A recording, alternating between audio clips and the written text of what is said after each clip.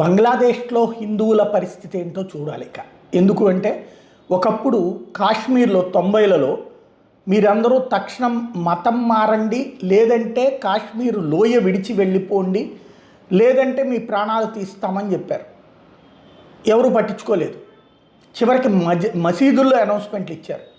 అప్పటికప్పుడు పెద్ద ఎత్తున గుంపులుగా వచ్చి మీద పడుతుంటే పరిగెడదామంటే అవకాశం లేనప్పుడు ఇంట్లో ఉన్న ఆస్తులు ఇచ్చుకోవడం, లేదంటే ఆడపిల్లల్ని వాళ్ళు బలవంతంగా ఎత్తుకుపోవడం, ఇదంతా జరిగింది. ఒక నరమేధమే జరిగింది.